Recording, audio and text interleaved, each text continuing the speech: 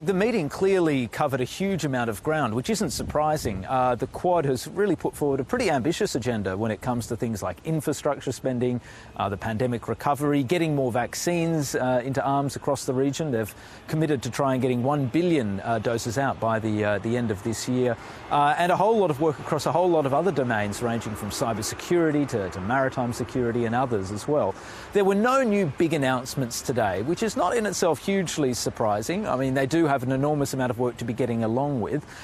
We've been told that there is some work that's been done on trying to help Southeast Asia and other nations in the region keep a closer eye on their maritime domains and their territorial waters. Now, we don't really have the details about exactly what that assistance might look like, but it comes against the backdrop, of course, of some really big territorial contests, in particular between China and smaller Southeast Asian states in the South China Sea. So it will be interesting to see exactly what the Quad is offering there.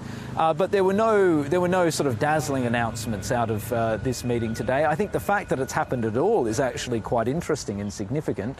There was a lot of speculation that the crisis in Ukraine would potentially keep the US Secretary of State, Anthony Blinken, from actually getting on a plane and coming over to Australia. But that didn't happen. He came here, and officials say the fact that this meeting has even gone ahead despite the crisis in Ukraine and, of course, the COVID pandemic, with Omicron really wreaking havoc across a number of countries, is testament to the fact that all these four countries want to invest quite seriously in this new formula. Well, speaking about the Russia-Ukraine tensions, did the foreign ministers go into much detail in their approach to all of that?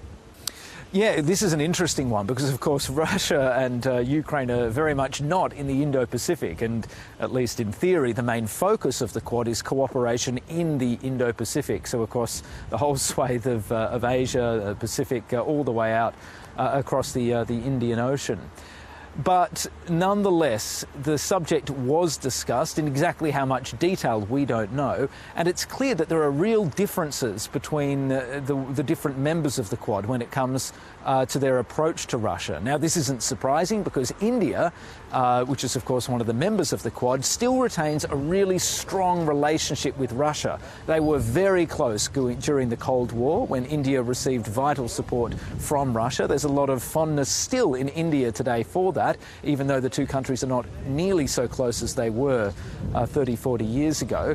And India is still a major purchaser of Russian armaments and military equipment.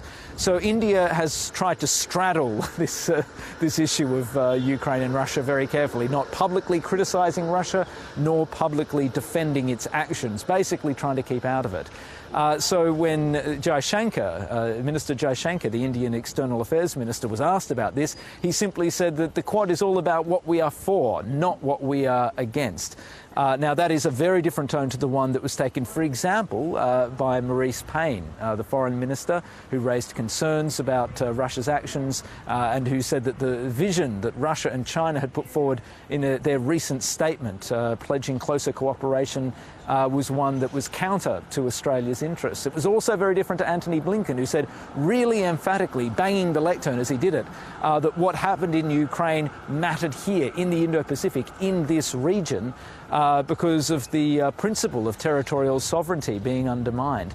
So this doesn't mean that the Quad is in any way necessarily deeply riven or that it's not functioning effectively, but what it does show is that there are limits to what it can do, particularly on very contentious issues that are a long way away, and Ukraine is a good example of that. All four countries have different stances, different interests. They're going to continue to pursue them, and there's only so much that a grouping like the Quad can do to paper over those cracks. OK, and closer to the Indo-Pacific, was there any statement from the leaders on the situation in Myanmar?